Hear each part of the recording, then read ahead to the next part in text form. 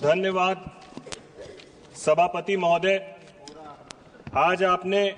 मुझे महामहिम राष्ट्रपति जी के अभिभाषण के धन्यवाद प्रस्ताव पर चर्चा पर बोलने का अवसर दिया और साथ ही साथ मैं महामहिम राष्ट्रपति जी के द्वारा देश को दिए गए संबोधन के लिए अपनी पार्टी लोक जनशक्ति पार्टी रामविलास, अपने नेता चिराग पासवान जी, हमारे प्रदेश बिहार और अपनी लोकसभा खगड़िया की जनता की तरफ से महामहिम राष्ट्रपति महोदया जी का कोटि कोटि धन्यवाद और आभार व्यक्त करता हूं। सभापति महोदय, राष्ट्रपति का अभिभाषण एक संवैधानिक दायित्व है और इस दायित्व की जिम्मेदारी की ताकत उन्हें बाबा साहब भीमराव अंबेडकर जी का संविधान देता है। जिस तरीके से महामहिम राष्ट्रपति महोदया को प्रत्येक वर्ष सरकारें क्या काम कर रही है इसको देश के समक्ष रखना होता है और जिस खूबसूरती से महामहिम राष्ट्रपति जी ने सभी वर्गों को ध्यान में रखते हुए पूरे देश के हर वर्ग, हर लोगों को ध्यान में रखते हुए 140 करोड़ लोगों को ध्यान में रखते हुए, चाहे वो किसानों की बात हो, चाहे वो युवाओं की बात हो, चाहे वो महिलाओं की बात हो, चाहे वो दलित वंचितों की बात हो, चाहे बुजुर्गों की बात हो, सभी को ध्यान में रखते हुए उन्होंने इस पूरे अपने संबोधन में रखा था। लेकिन सभापति महोदय, ये कहते हुए दुख होता है कि जब एक महिला होने के बावजूद और विपक्ष में वरिष्ठ सदस्य होने के बावजूद एक महिला राष्ट्रपति के ऊपर इस तरीके का कमेंट पास करना कि वो पुअर थिंग है, वो बोरिंग है, और आज जिस तरीके से इस सदन में लीडर ऑफ अपोजिशन ने भी इस बात को कहा कि राष्ट्रपति का अभिभाषण जो है वो प्रत्येक साल एक जैसा ही होता है, मैं आपके माध्यम से लीडर ऑफ अपोजिशन को यह बताना चाहता हूं कि राष्ट्रपति का अभिभाषण, योजनाएं प्रत्येक वर्ष कमोबेश वही होती है, अंतर केवल आंकड़ों में होता है, तो आंकड़ों पर ध्यान दिया जाए, ना कि योजनाओं के नाम पर ध्यान देने की जरूरत है। मैं साथ ही साथ आपके माध्यम से जो विपक्ष बार बार कहता है कि सरकार सबके साथ सबके विकास की बात करती है, तो कहां ऐसा काम कर रही है, तो मैं आपके माध्यम से विपक्ष के उन सभी साथियों को हर एक उस मुद्दे पर ध्यान केंद्रित करवाना चाहता हूं कि किस तरीके से ये सरकार सभी को साथ लेकर चल रही है। जिस तरीके से 5,36,000 करोड़ प्रधानमंत्री आवास योजना के तहत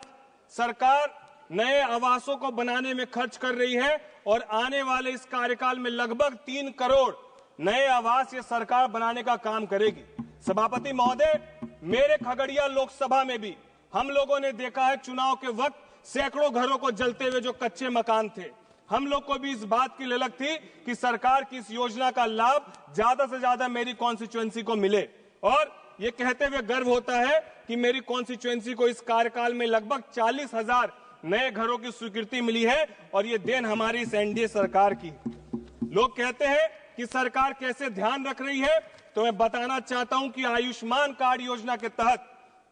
लगभग 55 करोड़ लोगों को इसका आज लाभ मिल रहा है। जब पहले किसी गरीब परिवार के घर में कोई गंभीर बीमारी होती थी तो उसके घर के जेवर गिरवी दिखाते थे, उसका घर गिरवी रखाता था और बड़े बड़े लोग उन्हें बड़े ब्याज दर्ज पर पैसा देते थे, उनका शोषण करते थे। आज ये प्रधानमंत्री जी की सोच है कि आयुष्मान कार्ड योजना के तहत उन 55 करोड़ लोगों को आयुष्मान योजना के तहत सुगम, सुलभ और निःशुल्क इलाज मिल पा रहा है। कैसे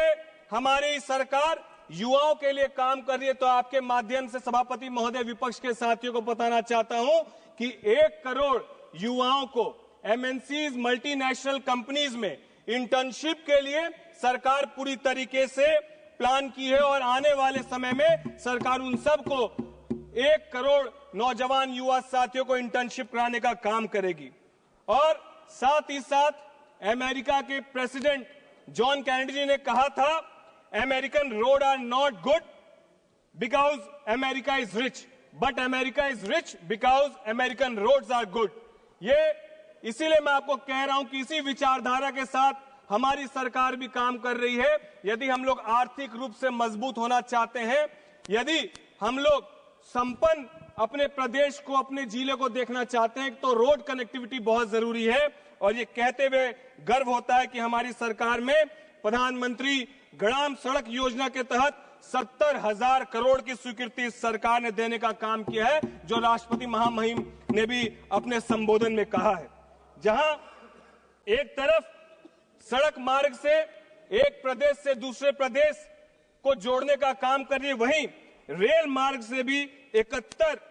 बड़े अमृत भारत योजना, अमृत भारत और वंदे भारत ट्रेन हमारी सरकार के माध्यम से लोगों को जोड़ने का काम कर रही है। किस तरीके से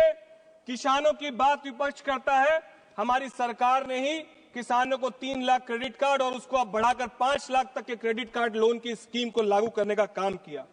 जो विपक्ष दलितों की बात करता है और बार बार इस बात को कहता है ये दलित विरोधी सरकार है, इसी सरकार